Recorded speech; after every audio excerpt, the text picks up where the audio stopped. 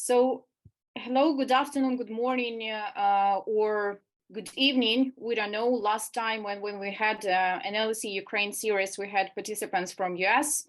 So we don't know exactly from which areas of our globe there will be people today.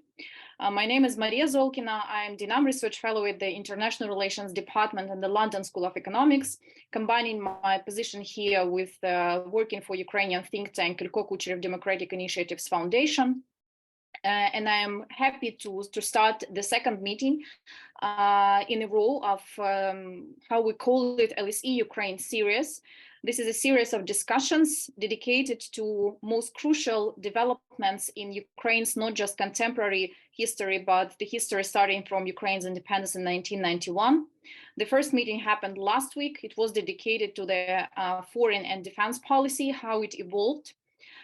Today, we will speak about maybe the topic which is so frequently mentioned in all the media, in all the analysis and comments coming from experts and scholars right now. It's Ukrainian counteroffensive, much expected, much awaited. We will speak about political and military challenges and components of prepared counteroffensive, and about some kind of challenges which might appear depending on how this counteroffensive will be conducted.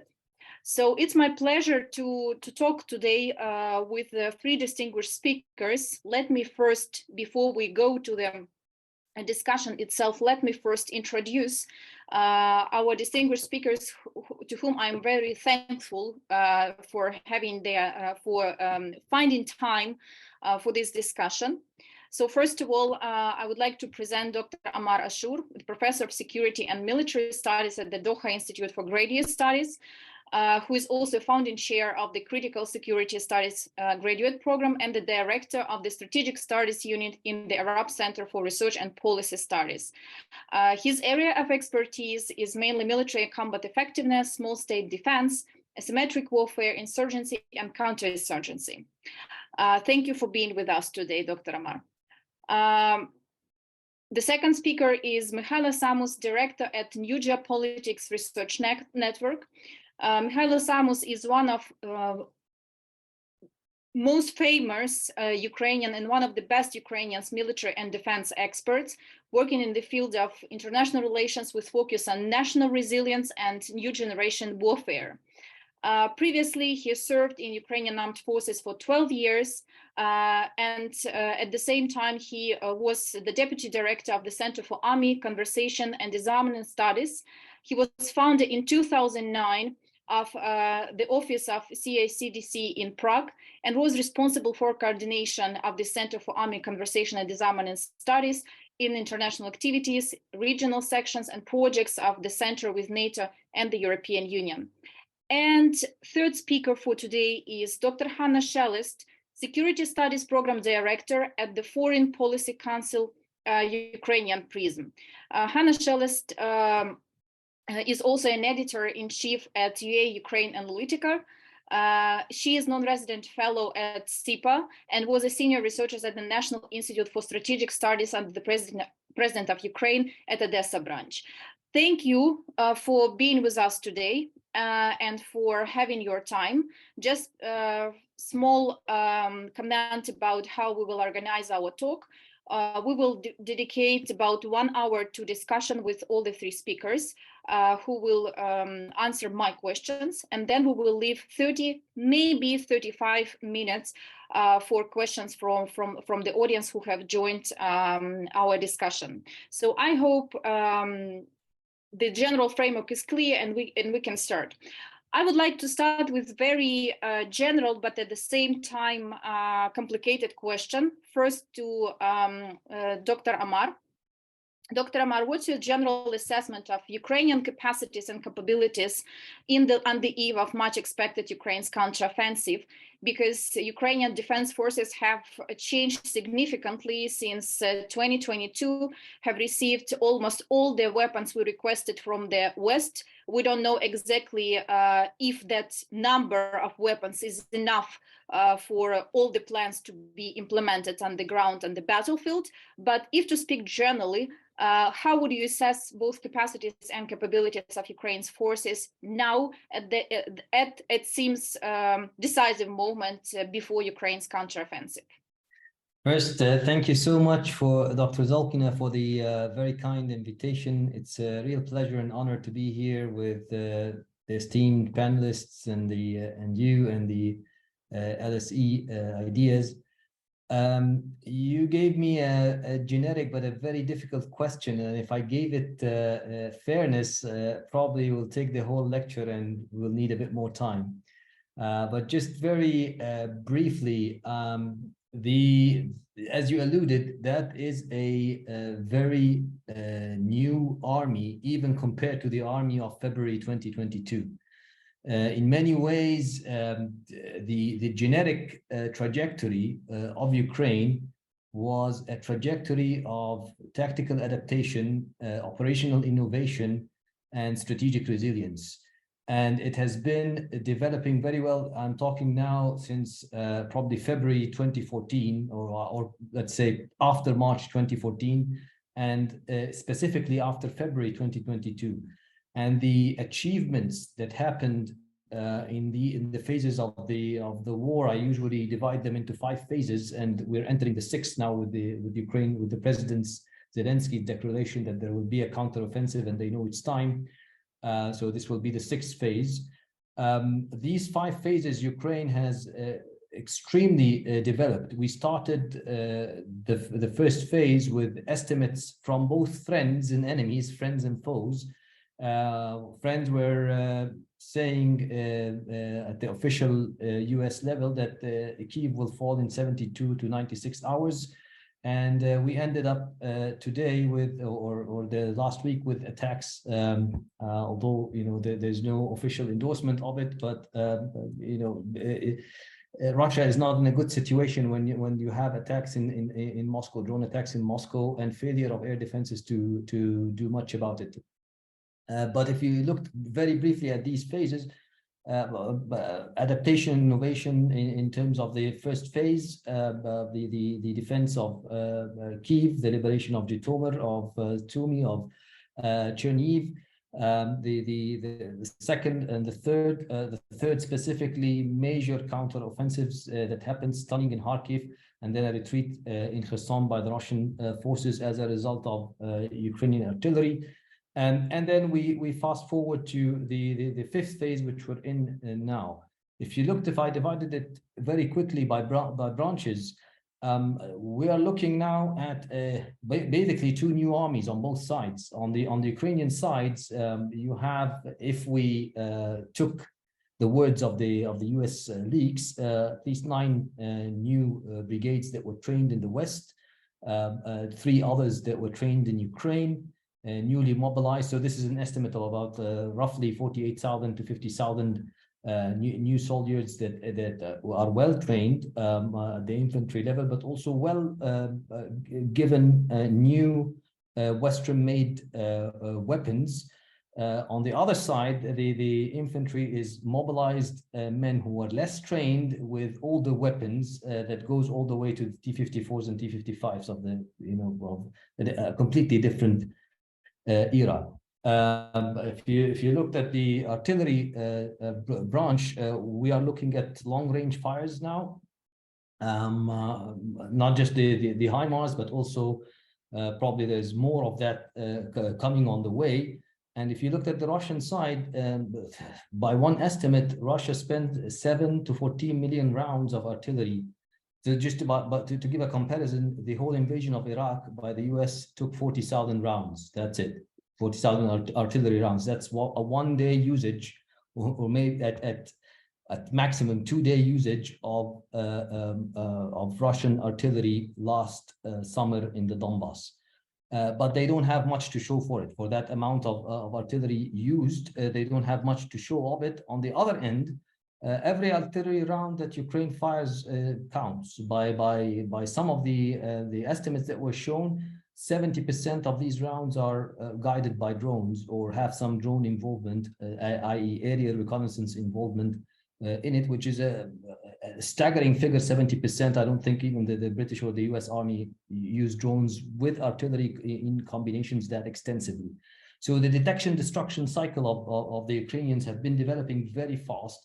And the opposite is happening with the Russian in my estimate from what I know. And with the caveat that this war we still debate what happened in World War II. So this war, we need to take every conclusion and always say these are preliminary lessons and preliminary conclusions, because there is a lot that's going on and there's a lot of blind spots. If we move to air defense, we got Patriots now. Ukraine, not just we got Patriots, Ukraine knows how to use Patriots. And if you downed a hypersonic air-launched missile at 5 to 6 Mach, like the Kinjal allegedly that was downed, with a Patriot missile by a crew that graduated from Fort Sill, Oklahoma recently, the Air Defense Artillery School there. So recent graduates were able to bring down a Russian air-launched ballistic missile at the speed of 5 to 6 Mach. That's a statement. That's a statement that you got the Western air defense system that can deal with the ballistic missiles, but you also know how to use them quite effectively. And the same applies for the air power with the arrival of the F-16s, and also with the modification of some of the air systems like the Sukhoi 24s that are now will be able to launch the Storm, or are able to launch the Storm Shadows, the UK made air-launched missiles, who actually have a very similar impact, given its range and its payload, very similar impact of that of the ATACMS. So we'll see that overall. Storm Shadow is a very expensive and very limited in terms of the quantity system. But at the same time, we will have to wait and see its overall operational and even maybe strategic impact. So overall, we're looking at I can go on and on with the partisans, with the special operations, with the amphibious, but I took too much of a long answer.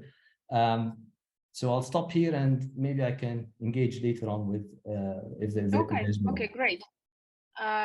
Thank you, Amar. Mikhailo, if you can add something on what's your take actually on Ukraine's capacities and capabilities, how did they evolve? And I would like also you to answer one question which is very challenging actually, because many foreign observers or foreign commentators still say that Russian forces anyway outnumbers Ukrainian in number when it comes to manpower or when it comes to quantity of weapons. Does that technical approach just counting how many soldiers or how many specific types of weapons does every party has, does it still matters?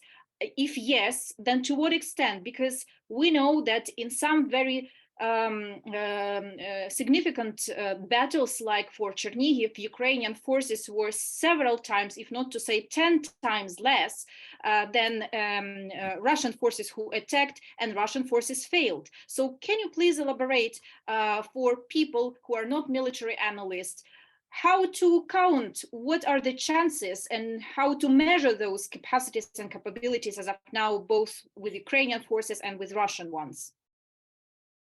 Thank you, Maria. Thank you, colleagues. Hello, Hanna. Hello, Omar. Dr. Omar, thank you very much for comprehensive start of the discussion. And I just want to continue your great speech and answering the question of Maria. What is the difference between Ukraine and Russia? Of course, it's a quantity. Yeah, it's impossible to fight for Ukraine as trying to be stronger in quantity with Russia. But anyway, Russia will be bigger. They have actually Russians always using this. Recently was kind of Russia is 16 times larger than Ukraine. So what do you want from this war? And I would like to say that Ukrainian forces, fortunately, they started to use asymmetric approach since to 2014, actually, not only from the full-scale Russian aggression. And this approach, asymmetric approach, means a lot. For example, if you're talking about Navy, you could buy frigates, but you could build sea drones, which is effective in the Black Sea battlefield, and it means that it will be a very effective using of the money and very effective using of capabilities, trying to change the situation in Black Sea. And I think we will see a lot of developments very soon here. But talking more generally and strategic approach, what should we count here? I would like to say about network-centric warfare. If we're talking about network-centric warfare, which is actually Ukrainian approach, it means that you need to have a very great intelligence. You should have the great high precise weapon, and of course, you should have it integrated with command control and communication lines in a very fast and real-time system. If you have this complex, if you have it on the tactical level, like joined by tactical awareness system, you could fight with Russia. You could fight with dozens of T-55 tanks without that system. And actually, in Ukraine, we have several tactical awareness systems, which is joining intelligence drones, effectors together with commanders, like Delta system and Kropiva system. It's pretty famous. It created by volunteers actually, but now it's accepted by general staff and using on the tactical and operational levels, which is actually great success for Ukraine, because Russia, even they invested a lot of money in such systems for dozens of years, they don't have it on the battlefield. They have it theoretically. They have this Sazvezdia and other systems, but they don't have it on a battlefield. They don't have it in the battalions. They don't have it in the companies. It means that they still have kind of Soviet army, but with using of, let's say, Wagner Group approach, so-called private military companies, but it's absolutely not a network-centric warfare. So if we're talking about Ukrainian capabilities, Ukrainian capacity, I think that the most significant here it's approach, asymmetric network-centric warfare, smart approach on any level, and it means that you could have less tanks, you could have less soldiers, but if you have a system which effectively getting target acquisition information, sending it in real time to commanders, and commanders make decisions in 1 second using very high precise weapons. Doesn't matter how many tanks has an enemy.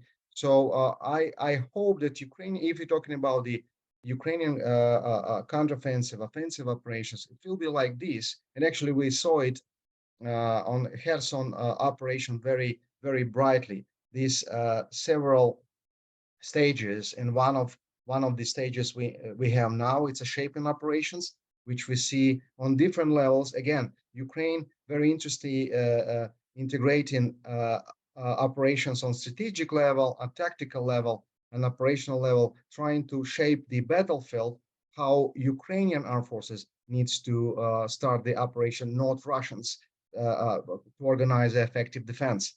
And I would say that even the whole Bakhmut defense operation from Ukrainian side, from my opinion, it's a part of shaping operations, preparing Ukrainian armed forces, preparing Russian forces for counteroffensive operation from Ukrainian side.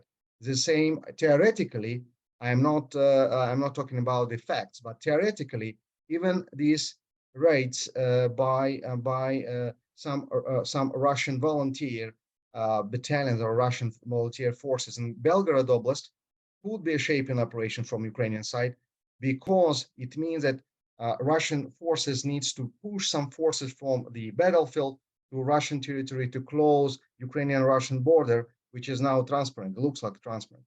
And it means that Russian forces will send some forces which could organize defense against Ukrainian forces, but they need to move them to Russian territory. The same, for example, this Moscow attack by drones.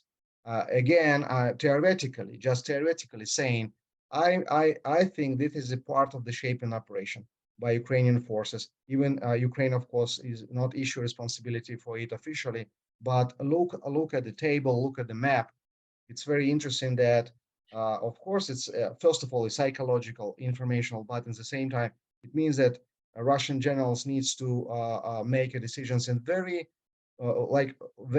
tough times, and it's not very good for preparation for Ukrainian counteroffensive. I'll stop here and ready for next discussion. Great start, thank you. I will switch now to Dr. Shelist. Hanna, not only militarily the defense forces of Ukraine were changing after February 24th, but also the defense policy generally, strategically, on the level of policymaking, I think it's fair to say it has changed significantly in terms of priorities, in terms of international and foreign policy of Ukraine, in terms of what we are pushing as ultimate goals for defense policy of Ukraine. And I speak for the most elegant example, I think, is that how Ukraine evolved from thinking about maybe keeping a distance between Ukraine and NATO at the very beginning of large-scale invasion. We remember failed negotiations in Istanbul, and now we found ourselves very pushing in terms of receiving clear signal from NATO about Ukraine's membership. So how, on a level of policymaking, defense policy of Ukraine has changed, and how political messages which are coming from Ukraine about our vision of our defense policy correlates with plans for military developments on the ground, namely counteroffensive. Thank you, Mariia. It is very nice to speak after the colleagues who gave quite a big perspective and wide perspective of what is happening. I wanted just to say one word in addition to them, because it's evolved today during the conversation with a bunch of generals and top diplomats from different countries from both sides of the Atlantic. One of them raised a question, can Ukraine really have the size of the armed forces? We were speaking about 700,000 of those under the arm, plus additional at least 300,000 of other security militarized structures that can be involved in the combat operations, because he compared it with the United States, considering that the US population is 6 times bigger than us, but the armed forces are approximately the same or even less, because he started to compare more in terms of details of equipment, ammunition, and everything. And what was interesting when the Estonian colleague responded that why you surprised? We don't surprise. We have only 5 million population and almost 1 million of those in reserve who are ready to fight in case tomorrow the war started. So don't compare the armed forces during the peaceful time, even with all foreign operations, and the armed forces, security services in the country who are in the mid of the defense.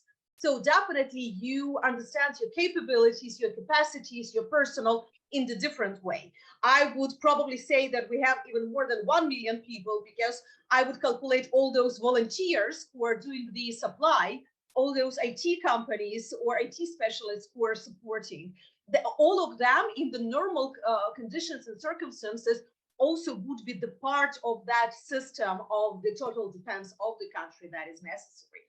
So when we are coming from these to the policy making, there are several issues that we probably need to emphasize. Issue number one is the domestic policy. And that is really very interesting because Ukraine never spoke about total defense. That is the concept that we usually hear from the Nordic countries. And for them, they were logical and natural since at least Second World War. Ukraine was always speaking about resilience and national resilience and how we can build both defense and stability of the domestic system, the cybersecurity, the information, the transport system, the communication system, the critical infrastructure, and the societal involvement in terms of support to the armed forces. The concept of national resilience being adopted 2 years ago. De facto, if I'm not mistaken, it was finally signed in September 2021 and immediately tested. So in terms of the domestic policy, we are definitely just jumped immediately to this issue. But then it became a question of political messaging outside of the country and what we need and how it involved. And here it seems to me we have evolution not only with the NATO issue. So if we speak about NATO, even that Ukraine had it in the constitution as the ultimate goal, but definitely we should be open about this, that in March 2022, at Istanbul negotiations, that was a matter of compromise, that Ukrainian side was ready to reject this path. It was announced there. It was not so publicly said, but it was announced there, but to finish the war. The Russian Federation clearly demonstrated that it is not enough, ruined their own narrative about the reason for the war. And very soon, first population and then the government realized that, okay, there is no sense to speak about the rejection from the NATO. And that is really quite an interesting element, because it started not from the policymakers, it started more from the popular support, from the military support. We started to see how from February 22 to July 22, the results of all sociology demonstrated a huge increase of support of the NATO membership for Ukraine. And here we had wonderful researchers of your Ilka Kucherev Institute showing us that these numbers are quite stable, despite a rhetoric that definitely both Russian proxies and some figures in Ukraine talked that probably we can sacrifice NATO, or NATO is not effective. Let's also remember all these messages that we had last year, like what NATO can do, they cannot do anything for us in this case, do we need them? Still, we had more than 80% support by the end of the year. And that made the government to change their opinion as well, and to return by September 22 to the idea that no, NATO is the goal, not because we're just would like to be so stubborn, but because we realized that nothing else can protect Ukraine in the same way. So politically, this choice was made, and we started to see the work that is still, let's be honest, have its ups and downs from both sides. So here we have the hesitation of some NATO member states that influence the Ukrainian opposition. And we have Ukraine requesting, but then sometimes saying that, okay, can it be really realized? Maybe some bilateral guarantees can be fulfilled. But at the same time, all our conversation with NATO member states at the tactical level, at the practical level, clearly demonstrated that this choice is already made. Ukraine made a choice for the Western type of military equipment and ammunition. Even the simple example that we started to speak more and more about 155 caliber instead of what we had before. It doesn't mean that we are not using the other calibers, because we had them, or we had the systems that use it, but we made a choice, and the new one and the developments of the new one is coming to this. We started to implement the NATO standards even more than before for the new types of the activities or for the supply. Let's remember about the logistics, all that crazy supply line of delivery of the Western weapons to Ukraine. That's definitely a unique operation that will be studied at the defense academies probably for generations. Then education, training of our armed forces and our services. That's extremely important, because the interoperability starts from education, to what you learned, to what you adjusted. That's how you will act in the future. And now we have hundreds of thousands of those who are passing through this training, and it will be more and more because new types of ammunition, new types of equipment, or just new people coming to this training, to Germany, to Lithuania, to the United Kingdom, to the US, and to other countries. So even that sometimes in terms of political messaging, we can have a confusion. In terms of the practical cooperation, that's definitely the choice is made, and it is quite clear. But at the same time, let's think about the weapons And the Rammstein, that's extremely important issue for us, because usually we are just speaking about so-called West, even that I usually don't like this term. Australia is not the West. Yep, and Australia is supplying Bushmeister to Ukraine. Or Japan. Japan is not the West, but Japan even changing their long-term policies and approaches, and now started to provide Ukraine with the defense assistance. So that's why Rammstein became so important. 54 countries as for now, from which 30 provides weapons to Ukraine. And if some of them are choosing, like Poland or Estonia, to speak loud about what they supply and when, there are other countries that supply but prefer not to talk about this.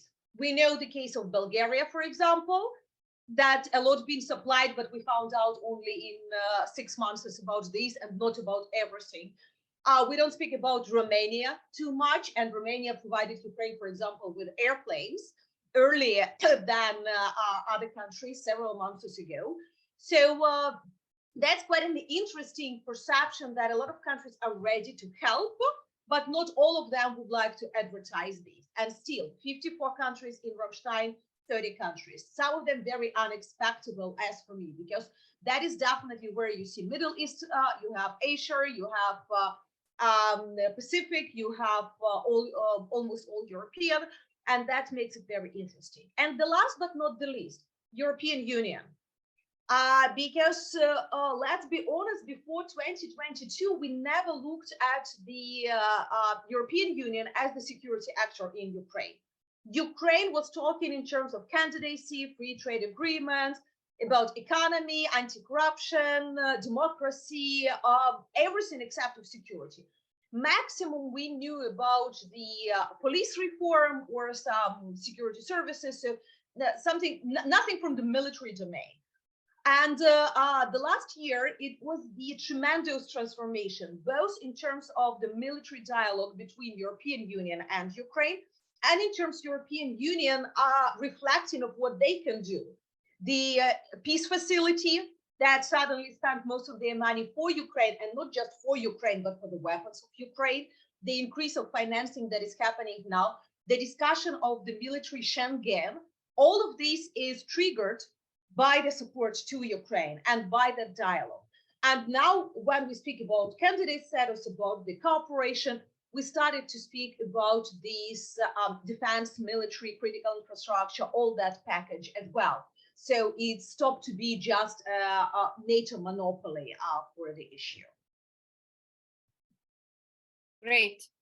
Great, Hanna. Thank you a lot. It was kind of sum up of the first part of the discussion, framing both policy making on the one hand and military component of current situation on the ground and on the eve of counteroffensive on the other hand. Now I would rather go a bit more specifically into specific developments, let's say. Dr. Ashur, one of the most frequently discussed recently issues when it comes to battlefield was the battle for Bakhmut. Can you please elaborate for our audience and for us as well? So basically, what did militarily Russia gained? Why did Ukrainian were choosing that defense strategy, which was, or tactics, which was used in the case of Bakhmut? And secondly, after that, can you please elaborate a bit more? Maybe there are some other developments and military developments on the ground, which didn't have that much international attention in international media, like the battle for Bakhmut, but were not of less importance. Maybe something else comes to your mind as to the military experts following the situation on the ground. The floor is yours. Excellent. Thank you so much, Mariia, again, and thanks for Hanna and Michaela for those excellent interventions. Just because you mentioned Chernihiv, and I could not really, move to Bakhmut without mentioning it. So that battle specifically, partly because I visited Chernihiv a few times before and after, and I have an idea, how great is that city, and how many military personnel come from that city as well. Chernihiv was another level. Like I studied tank battles for a long time, including 73 Easting in 1991 in Iraq. battles like the Golan Heights and the Sinai in 1967 and again in 1973. But I've never seen something like Chernihiv. When you fight 10-1, and you're the smaller side, the slower side, and they fought at a moment where the air defenses and the air force of Ukraine was not in their best position, so they did not have that much of air cover like the Americans had in Iraq, or like the Israelis had in the cases of the Golan and the Sinai, and they still managed to come out victorious in that battle. So that was a battle to be studied, and there will be books will be written about it at a later stage. The other thing that was mentioned, I think, by Michael, and it's a great point, is that of the ability of the Ukrainians, and that will lead us to Bakhmut, actually. The ability of Ukrainians to fight in a decentralized, we call it in mission type tactics, the ability to execute at a junior level, take decisions, and to execute techniques, tactics, and procedures that gets you closer to the mission objective, and therefore to the tactical and operational objectives, without going back to your higher commands. And that decentralized way, mission type tactics, or mission command, or Auftragstaktik, as the Germans call it, or like to call it in the previous days, and that what made them very effective at some point. It makes Ukraine a lot more effective compared to the mass incentive way that the Russians fight with. And some like to call it human waves. It's not a very accurate description of what was happening in Bakhmut, but this idea of herding very large formations, centralizing them for firepower, and then advancing with them to more or less take most of the attention of the Ukrainian defenders, so that the more experienced forces can attack the flanks and make their more effective offensive maneuvers, the VDV forces and the more experienced Wagner fighters. That is a way of fighting that is very costly, and part of it is what led to the LER, the loss exchange ratio, that was at some point in Bakhmut reached 7-1. So to get to one Ukrainian defender, 7 Russian soldiers, Russian aggressors had to die, which is a very, very high ratio. If you have that attrition rate, which was happening, I think, until December of 2022 or January 2023 by some estimates, if you have that attrition rate, then you're in a good fight. Then you stay in that fight. But very, very briefly on Bakhmut. Bakhmut is not the most strategic town in the Donbass. It's not Starobilsk. It's not in a junction of roads where if you control it, you control that very important logistical routes, and also you threaten north of Luhansk if you get there. It's not Kramatorsk or Slovyansk. It's not Slovyansk. It doesn't have this historical symbolism, where it all started, and getting it back, it's will give like major morale boost for the Russian.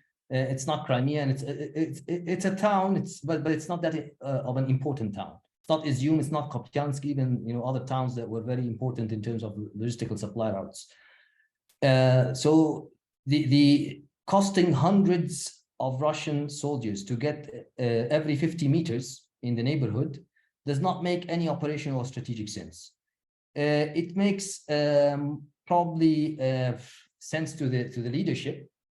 Stalingrad in the end was not that important. It was just called Stalingrad. Hitler wanted it because of the name, and Stalin allegedly took it during the Russian Civil War, so it was called by his name, but it was not that important. We have a similar situation there in Bakhmut, despite the difference in a lot of other things. That's on the Russian side. On the Ukrainian side, Ukraine has made this statement from the very beginning. Every inch of Ukrainian land will be defended. And that applies to Bakhmut. It's Ukrainian land, had to be defended.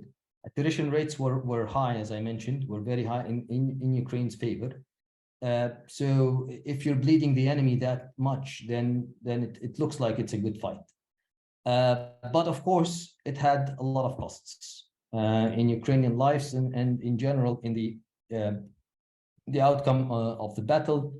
I don't think, because of the maneuvers on the flanks, I don't think it will be over. One possibility of the counterattacks, the flanks will be attacked, and then there will be a move to encircle the town. Some estimates and forecasts were placed in that way. We still have to wait and see. And it's very hard to basically say sometimes you don't have these answers in military operations. You don't have the right or wrong answer. You just calculate how much you can cause significant attrition to the enemy, and stay in a position for doing that. I'm sorry, there was another question, or there was, because I may have forgotten the other. Another question was about other hotspots or important developments which were underestimated in terms of their importance, which were omitted by media attention. Maybe something else in some other regions, I don't know, like in the Luhansk region, or maybe for instance, to me at least, it was important that Ukraine has been precisely targeting the stockpiles and military bases very intensively recently when it comes to occupied heartland of Ukraine. So yes. Was it maybe not less important than what was going on around around Bakhmut? In Bakhmut, because of the intensity, that's why the focus. But all of the other, fronts were very, very important. If we took it from north to south, Svatove Crimea is very important. It's very important because it will give you advance in the North Luhansk region, and then you will be able to, as you said, all of these logistical hubs and military bases and airfields around Luhansk city and south of it, they can be targeted from there. And targeted in intensity because of if you advanced in that line and became closer to Starobilsk, then they will be in the range of HIMARS, not ATACMS or Storm Shadows. So that on one end. If you go a bit south, clearly the flanks are important of Bakhmut. Marienka, Avdiivka, Vuhledar, they were all very important. Ukraine successfully defended Vuhledar, and it was another bleeding, and this time for the naval infantry, so for elite, between quotations, Russian soldiers. Zaporizhia is very important, and it's one of the potential areas that could be attacked because of the logistical hubs in Tokmak and then in Melitopol. The fortifications there, from what the satellite images are showing, are intense. You have at least 2 defensive lines there. So you have the minefields, and then behind them there are structures that would stop the armored vehicles, like revetments, and then behind them another minefield, and then behind them the 2 lines of defense. Firstly, according to the doctrine of the Russian doctrine, but we don't know if they apply it, but they usually put the less experienced, the motorized infantry or the light infantry in the front, and then behind them the mechanized, more experienced infantry there. So you have to break these 2 lines and then advance on the cities. It's a very, very important place for the counteroffensive, because it will bring you closer to Crimea, and Crimea is really the price. I don't know any other place if you took Starobilsk, or if you took even major parts of the Donbass, the war probably would not have a strategic end to the war. But if you took Crimea, you will be very, very closer to a strategic end of this war. So these are, I guess, the hotspots, and clearly the partisan activities behind the enemy lines, and the strikes on Crimea, the strikes elsewhere in the Donbass are all. Mikhailo mentioned the shaping operations, but they need to be clearly sustained, and I'm sure that they are a part of a bigger plan for the liberation of the land. Just one last bit, I think, because Hannah mentioned it, I forgot to comment on it. Actually, some of the Soviet-made and Ukrainian-made Soviet weaponry are quite effective, and many of the Ukrainian soldiers know how to use it quite well. I thought, for example, in the Battle of Kiev, that the Stingers were used in Hostomel and elsewhere, and it turns out that they were using actually Soviet-made Igla anti-manpads, anti-air systems fired from the shoulder. But also the protection for the HIMARS, digging a bit. It's clear that it was OSA system SA-8 and some of the book system SA-11. So these are like Soviet era short range and medium range air defense system guided with radars that were protecting the HIMARS from air attacks, from air assaults. So in a way, you need to dig more for more munition and more tubes and more interceptors, tubes for the artillery, interceptors for the air defense system. And many of that, as Hannah mentioned, lies outside of the West. So lies in Africa and lies in the global South. Hence, the importance of reaching out to some of these countries and nations to join the group of 54. Okay. Thank you, Amar. I will now, you actually made a pass towards the issue of Crimea. And it's very important. I wanted as a moderator to raise the issue of liberation of Crimea, both from military and political point of view, within the general discussion on Ukraine's counteroffensive and the strategy to deoccupy its territory, because politically and even militarily, we can hear very often the arguments that this operation is not possible. Ukraine will not be able militarily to liberate Crimea. Or politically, even much more often, we hear, especially behind the closed doors, that Crimea might be a red line for Putin, and that's why let's not go for liberation of Crimea.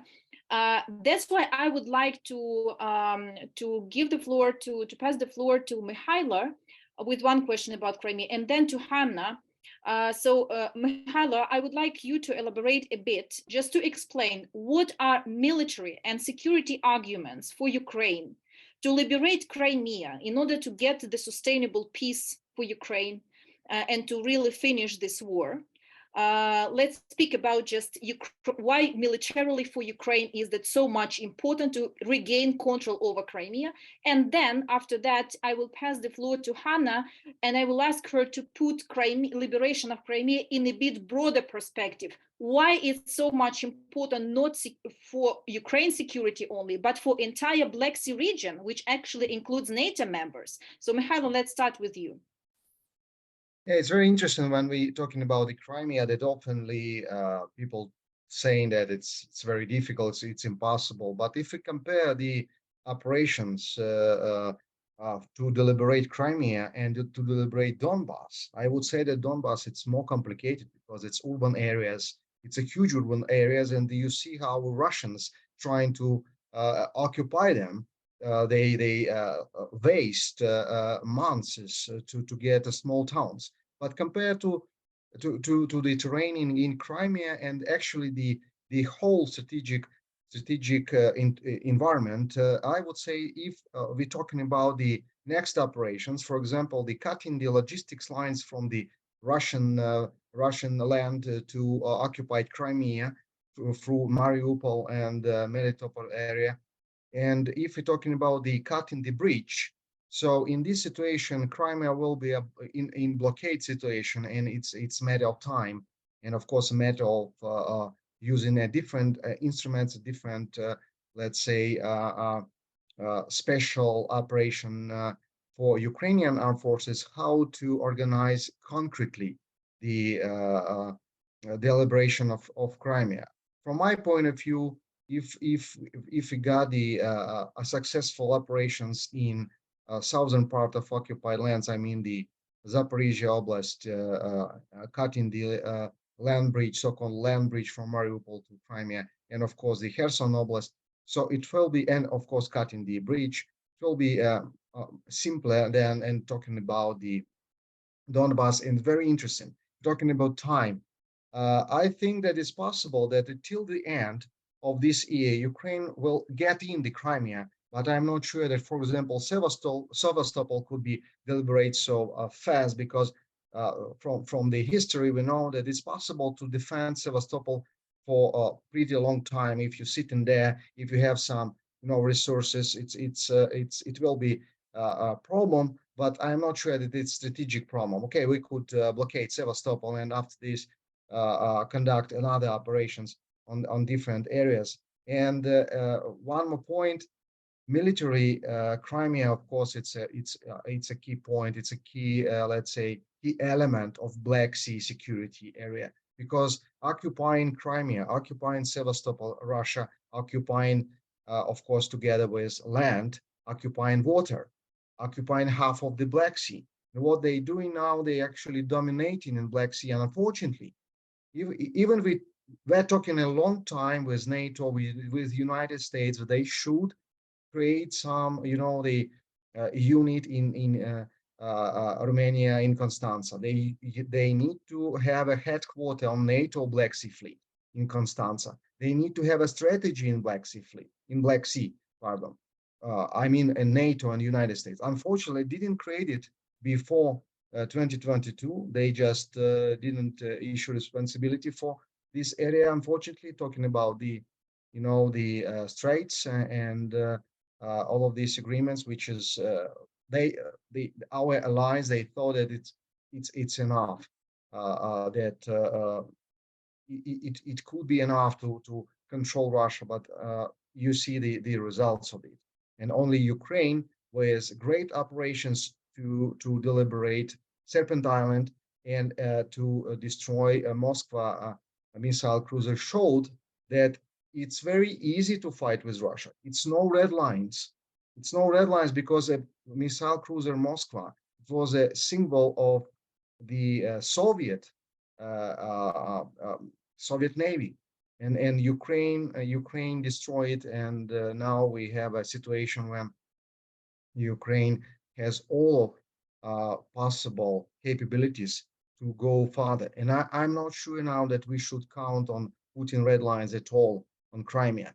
It should be just like a military operation to deliberate Ukrainian land. And actually, I again repeat that from my opinion, the operation in Crimea shouldn't be estimated like more complicated than in Donbass. I think it's opposite, and I think that in next let's say weeks we will see how it's possible in reality. Thank you. Hannah, Mikhail already touched some of the issues, and let's look at these and a little bit of the historical retrospective that is about how are possible or not possible to get rid of Russians. On the one hand, definitely Sevastopol, even less Crimea, but the Sevastopol was the ideological myths created. When I speak with my British military friends, they often laugh because they said Russia is the only country that made heroic myths from the battle where they twice lost. Meaning that defense of Sevastopol, in terms of the military, that's been twice defeated in the mid of the 19th century and then in the mid of the 20th century. However, that is about the myths creation, and definitely Sevastopol is the city that always been presented as the symbol of heroism of the Russian Navy. And we need to consider this. Nevertheless, that's the ideology that influenced Russian military and politicians a lot. But when in around 2007, President Yushchenko said that we are not going to prolong stationing of the Russian Black Sea Fleet in Crimea, that was accepted by the Russian side. And we know that they started to evaluate the three options, the Tartus in Syria, the Novorossiysk port in Russia, and the port in Abkhazia, for the possible development of the new southern port, or the port for the Navy, because all these three places already had the commercial fleet. All of them had some of their negative sides, but that was possible, and de facto Russians stopped at the development of Novorossiysk. Some military bases, navy, certain developments, but they were not in a hurry because in 2010, unfortunately, Ukrainian president at that time, Yanukovych, violated the constitution and signed so-called Kharkiv agreements. And after these, Russians forgot about this. But I'm sorry, can you say to our audience what Kharkiv agreements were about?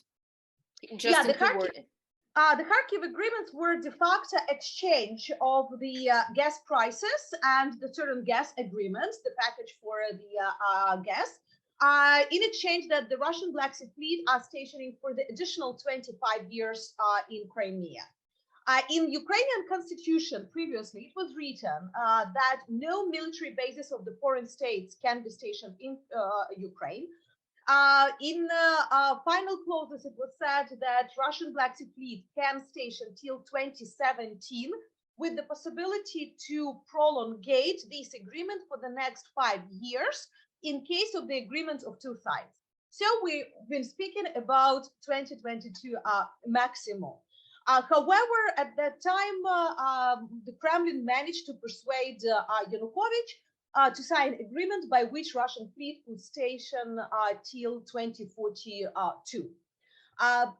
Still, 2007, Russians were ready for this, and they started the process of leaving Crimea. And for me, that is one of the best symbols that Crimea is not a red line. Crimea just became the easy candy for them in 2014 because they realized that they already had forces there. They had proxies and politicians there, so why not to destabilize? And probably initially when they were just starting, they were not even idea to recognize Crimea as a Russian territory. But then again, they just emotions took the up and they made this decision. That's why when we are returning back to 2022 and what can be with the liberation of Crimea, we need to understand that Ukraine, first of all, would like to liberate Crimea, not because of its military potential. Even that Crimea definitely quite a good point to station there the Navy and other forces, but that's not the main. Ukraine still can have Navy in Odessa, in other parts, but that is first of all about people. That's about indigenous population of Crimean Tatars. That's about Ukrainian population of Crimea that's since 2014 been substantially suppressed there. For Ukrainian flag, you are arrested. We have colleagues who've been arrested back in 2014. They are still in the prison just because they were ex-military working for the think tank. So no even activities at that time. People 9 years in the prison. We know plenty of our friends who cannot visit their parents or graves of their relatives for 9 years just because they will be immediately arrested as soon as they are crossing the administrative border with Crimea. And that was before even 2022. So then the restoration of justice for Crimea is important. As we said, the liberation of the territory, return of this land to the indigenous population, because Crimean Tatars already once were deported from there. That's why many of them tries to stay there to prove that that is their land. Then it is the fact, the unique probably crime that Russia is doing, it is the change of the demographic population in Crimea. By different numbers, we have from 500,000 to 2 million people that have been brought within this 9 years to change ethnic composition, to change the political composition. And in each of the United Nations resolutions in December about human rights in Crimea, we have mentioning this, that it is the violation and Russia should stop changing the demographic of Crimea. Then we are speaking about environment. Don't forget that despite the Black Sea Convention, nobody is reporting about the situation with waters around Crimea because Ukraine cannot report and Russia doesn't have a right to report. So we have a huge area where we don't control water, fishery, environment, bad waters, and Russia increasingly militarized Crimea, meaning there is more dangerous substances going to the sea. So what is happening there and how it will change the situation in the Black Sea, that's a question. Not speaking about other military activities that had significantly negative impact to the environment of the Black Sea. But then safety of navigation. We don't have any safety of navigation currently in the Black Sea. So commercial navigation, most of the routes of the ships, if you look to the recommended routes before 2022, they were going closer to the territorial waters of Ukraine. With the current Russian control, these routes are destroyed, so nobody is using them like this. Any of the ship, and we had numerous of accidents when Russian armed forces being just accidentally shooting the commercial ships under the different flags. So that been even before the grain deal, and that was not with the ships coming to Ukrainian ports, but just in general, being closer to Romania, for example, or closer to Crimea. It is the spoofing of GPS signals that is very dangerous, and many, many other things that we could separately speak about the safety of navigation. And definitely it is the violation of the Montreal Convention. And here we need to speak openly. I will not speak about NATO presence because Mihaila perfectly described it already, but Montreal Convention that is already for almost 100 years regulated the situation with the Straits of Bosphorus and Dardanelles. And for Turkey, it is so important. It is part of their national security. But what we have, yes, back in spring last year, Turkey closed the straits for the Russian Navy ships of war, as it is written in convention. But Russia started to manipulate with this. First of all, we already have numerous cases proved by experts that Russia is smuggling weapons in the commercial ships. That is happening, and Turkey is not checking the ships, even that they have a right to do it. But as for now, they took the sides to be blind for this. We've been speaking for many months about smuggling of the stolen grains from Ukraine. But that is one issue. That's something that we could discuss in the commercial court. But weapons is the open violation of the main convention that regulated issues in the Black Sea. And that was so important for Turkey. That's why they were not allowing any non-littoral state ships to enter the Black Sea very often. So that's why it seems to me that the liberation of Crimea will raise much more questions in terms of the maritime security, in terms of the conventions existed in the Black Sea region, in terms of human rights, in terms of future demilitarization of Crimea or the Black Sea for the certain types of the weapons, because we are talking about the threat of nuclearization of Crimea as for now. And we should be ready that these questions will be just coming as the snowfall. Thank you, Hannah. Thank you for this exhaustive framework of how Crimea, liberation of Crimea plays a huge role, not only for Ukraine's security, but generally for all the neighboring countries, all the Black Sea region. I think there is like set of arguments which can be easily used by those experts who has to answer these challenging questions all the time. Why actually Ukraine is insisting on liberation of Crimea, maybe even stronger than when it comes to territories on the mainland. Thank you separately for bringing the issue of human rights and indigenous people of Crimean Tatars, who are, according to even the Russian statistics of criminal persecution, most persecuted group in terms of how many political prisoners among Crimean Tatars are. And so let's remember that one of cases against Russia in international courts is exactly for oppressions coming from Russian occupation authorities towards religious because of religious and ethnical issues and differences of Crimean Tatars and Ukrainians living in Crimea. So thanks for that broad picture.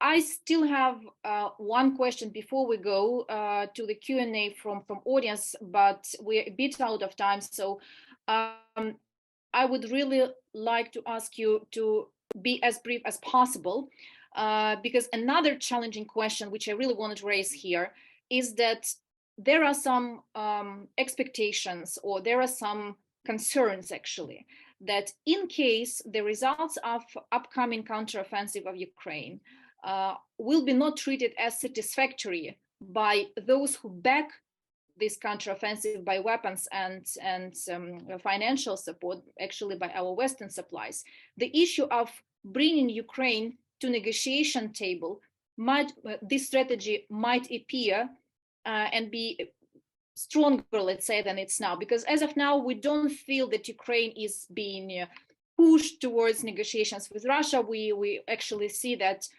the main idea is just to equip and arm Ukraine as much as possible, to give it a chance to make a push on the battlefield.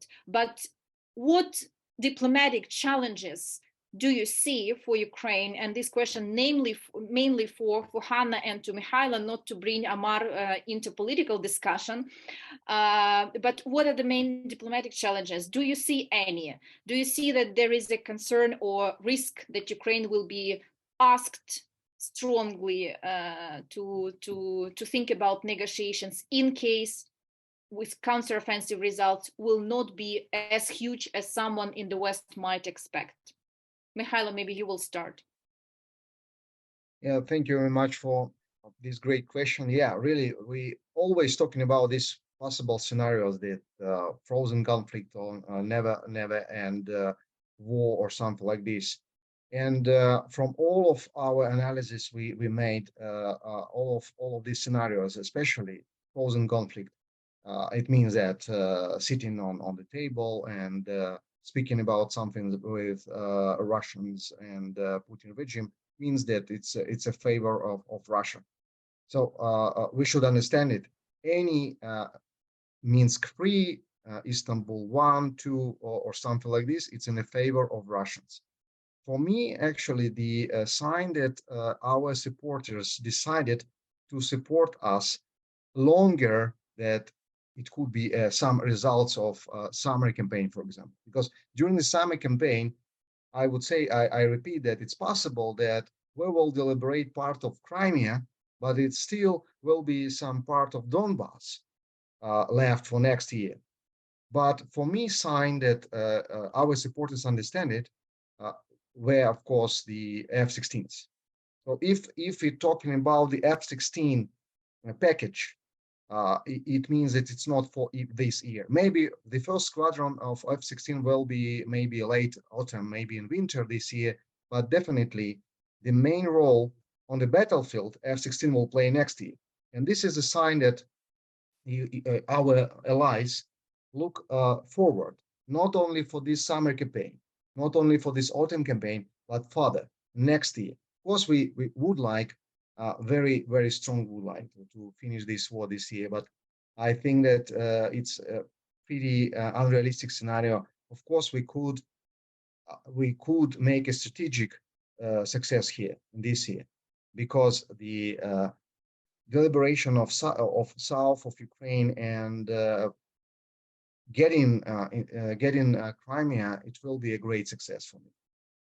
Talking about the supporters, I think F-16, and of course, President Biden today, I think, told that ATACMS still on the table and still considering. It means that actually, step by step, our allies deciding to support us longer than 2023, and this is a very, very good news, because before F-16 it was pretty unclear what could be the scenario for Ukraine, and of course the political position of Ukrainian allies. For me now, it's pretty clear that Ukraine will get support in 2024, and it's great news actually. Thank you, Mihailo. Hanna, do you share the position of Mihailo, or you are more about some kind of concerns? You know, the biggest concern that is from the very beginning of the war, that Ukraine will be pushed to some kind of the ceasefire or the compromises that will be dangerous in terms of the long term. And let's be honest, we still have some politicians in different countries that would like to propose such variants. We can hear it from China, from South Africa, from Hungary, or from Paris. That's sometimes country position, sometimes politicians, I mean the particular person position over there. But these ideas are coming to the agenda constantly. They are not disappearing. And luckily, we have less and less countries that are pushing Ukraine to these, at least openly. But at the closed door negotiations at the experts level, I hear these questions almost weekly. That's why I understand from where these concerns are coming. And we also understand that any not even ceasefire, but the calming of the situation in terms of the intensity of activities can lead to the decrease in the weapon supply for Ukraine. Because there are also forces who would like to demonstrate, okay, look, they're ready for the negotiations. Moscow again said that they would like to sit and talk. Should we provide Ukraine with additional weapons, this will escalate the situation.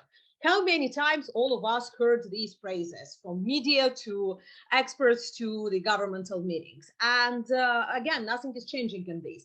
That's why Ukrainian side at all levels needs to work daily to crop such proposals, to explain why it is dangerous for Ukraine, first of all, and for our partners as well. And definitely, probably Ukraine is the most realistic that the counteroffensive will not be one and only one and so quick. Usually all these euphoria about the new counteroffensive that will be quick and Ukraine will liberate the whole territory, or if they liberate only one city, they collapse. I hear it at Western roundtables or media. I don't hear this conversation in Ukraine.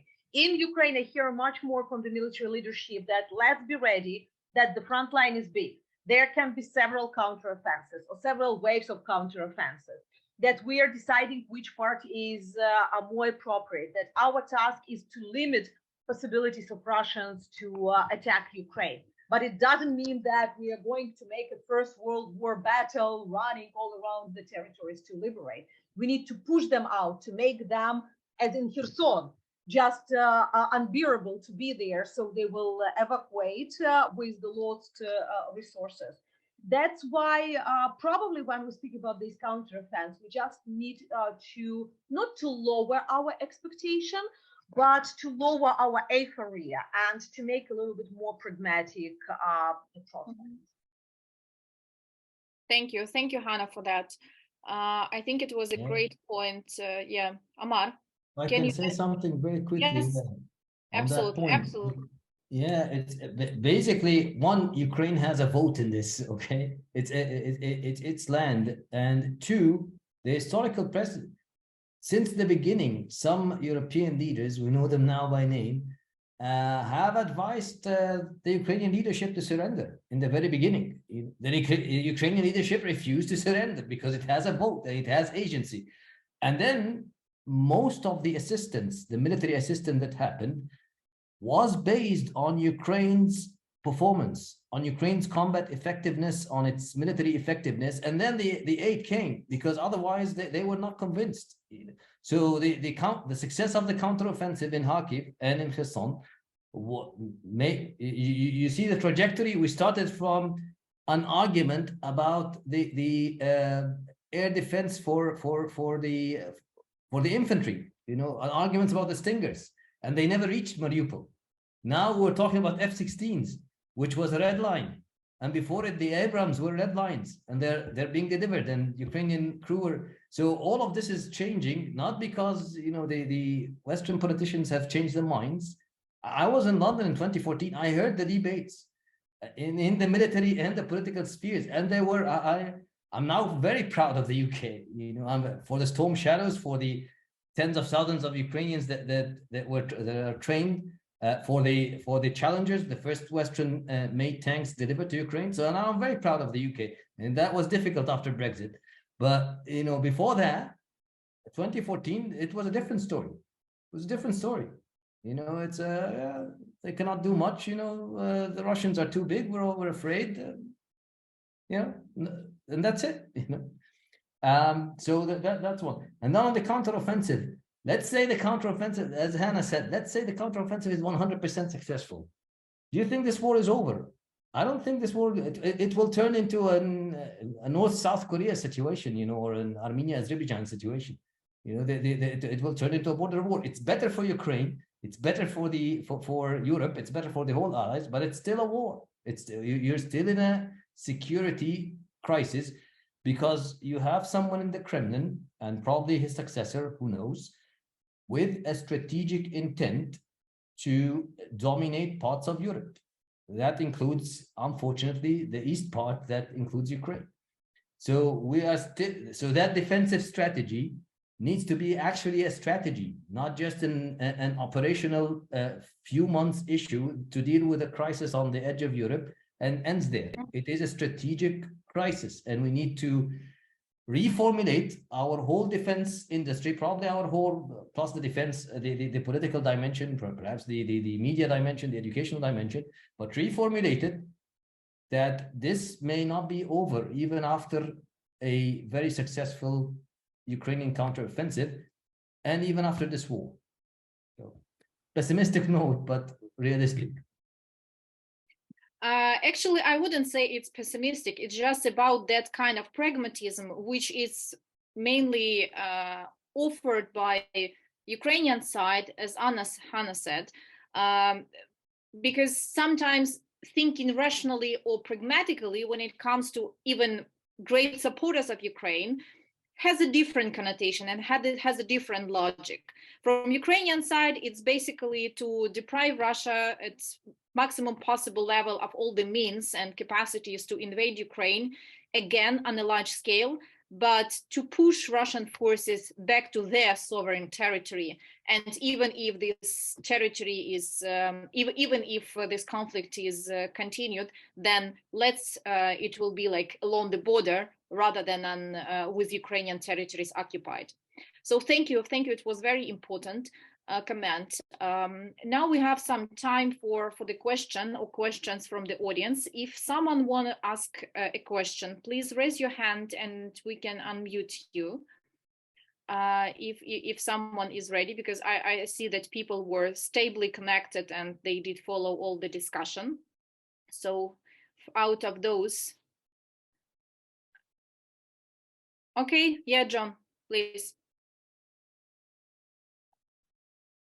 Yeah, thank you for a really interesting and informative discussion. I guess I'm curious to hear from anyone whether the recent drone attacks in Moscow and earlier incursions really have any significance or potentially significant consequences, or just a sort of minor distraction. Because from a great distance and without real expertise, it seems like there are real dangers to this strategy. Or is it something that, you know, is really unimportant and we should focus on the kinds of bigger strategic questions and sort of larger scale issues that you all focused on in your discussion? Thanks. Mikhailo, Amar. Mikhailo has started actually talking about that.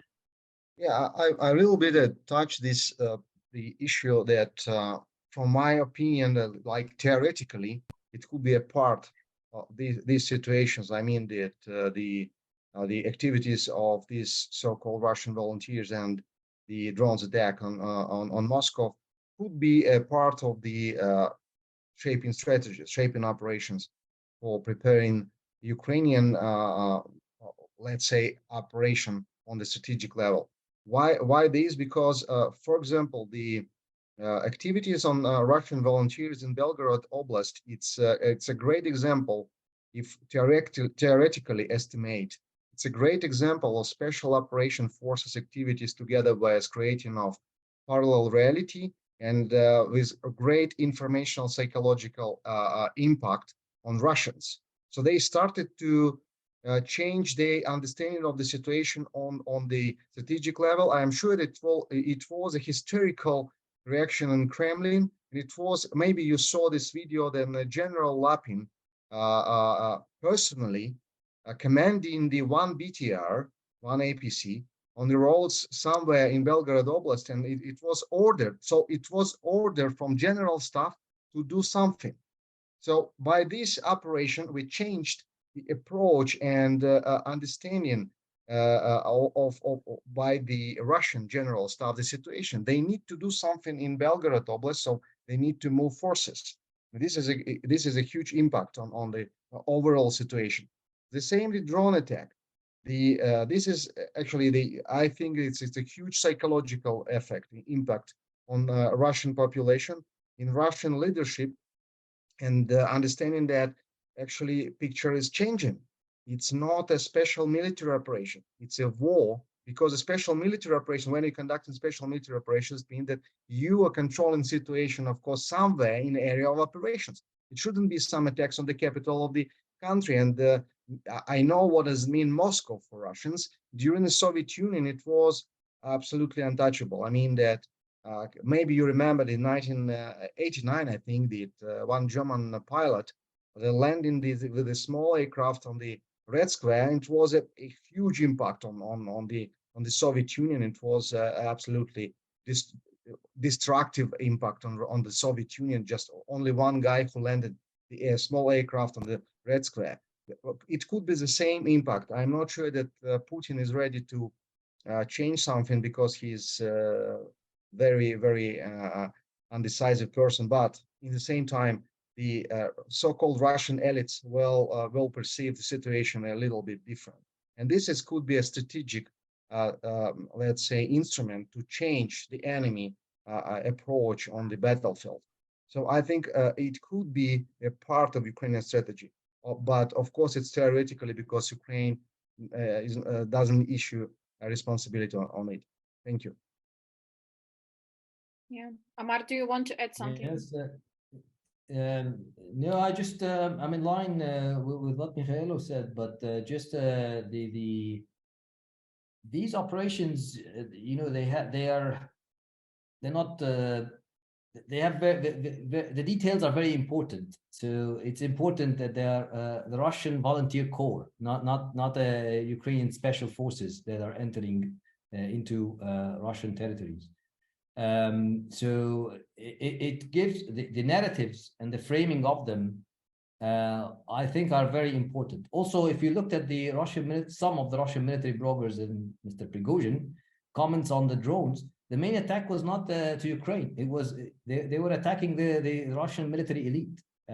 So it's sort of having the Bakhmut effect, which part of it, yes, attrition, but also part of it was Prigozhin coming out and cursing the chief of staff and the minister of defense, which made the whole situation look like you know, African warlords, you know, in Central African Republic fighting each other.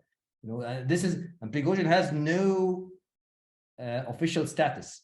That's a guy who's leading a formation, a military formation of almost 5 divisions, with artillery support and air support and air defense assets, and one of the most important battles in the whole of Ukraine, and with no official status in the military. So when you see this tells you something about Russia, you know, just internally, but also externally. This is not functioning as a state, you know. In a way, it's basically a group of warlords, and now there's a Russian armed opposition doing some incursions against a dictatorship that is in Moscow, but also there are warlords fighting with the regular military. So all this is, as Mikhailo said, this is shaping. You know, this is shaping of a specific narrative that, one, affects the morale of the soldiers, of the regular soldiers. 2, affects the population. If we have our own problems, why are we trying to, for what we were trying to take the Donbass or Kyiv, or, you know, we have our own problems. So this is on one side, but also on the other side, I don't deny that it has costs. We saw them in Kyiv. So it is poking, but you know what to do. You got attacked and invaded on February 2014. That's the first one, and then with an escalation in February 2022. Thank you, Amar. If there are any other, just one last question. If not, I will make just final remarks. on my side as a moderator. No, I don't see raised hands. So maybe just using a couple of last minutes of this discussion, I will just sum up a bit, making some points out of this discussion clear to those who survive until the very end of the panel discussion. And I think it was fascinating one. So one more time, thank you for all our three distinguished speakers for bringing your expertise, bringing your time. And I really do appreciate that you participated. So speaking about what we have to take out of this discussion, first and foremost is that we need to keep in mind that Ukrainian defense forces have evolved significantly since last year when Russia invaded Ukraine on a large scale, and it refers both to capacities and capabilities of defense forces. It is backed not only by some technical criteria like amount of weapons sent to Ukraine or types of the weapons sent to Ukraine, but also, which is very significant as this stage of the war showed, another criteria is how the military personnel is prepared for this stage of the war, how people are trained, whether they received enough trainings, whether they were passing through the military changes to operate all those Western types of the weapons effectively at this stage of the war. So we have a different type of Ukrainian defense forces on the one hand. Second important point, in my opinion, is that when we speak about the ultimate goals for deoccupy Ukrainian territory, including Crimea, we shouldn't go just into political discussion, because there we find lots of traps which Russia was developing since 2014 about Crimea as a red line, or current nuclear ultimatums or nuclear threats coming from Russian side, just to prevent Ukrainian forces even to think about the occupation of Crimea. But we should go rather maybe to security, discussion of the security, not only for Ukraine, but for the entire region, meaning that security means interest not only for Ukraine, but also of other Black Sea countries, maybe find the common ground with them. When we speak about how important is that to liberate Crimea. And we also didn't say it today because we have defense and military expert on the panel, but there is another argument which will elaborate really deeply on June 12th. It's economic arguments to liberate Ukrainian South, including Crimea. We will speak about Ukrainian economics at war. So please, if you're interested, register yourself for June 12th. We will bring expert in economical and financial policies. And there is like also an economic argument to liberate Crimea, because without free navigation, without maritime security, we not only don't have the security in its hard terms, but also we don't have sources to fuel Ukrainian budget with export freely operating in the south of Ukraine. And also Azov Sea, very important when we speak about Crimea. This sea is fully occupied now by Russia, but it had really big importance for Ukraine, both politically, economically, and logistically.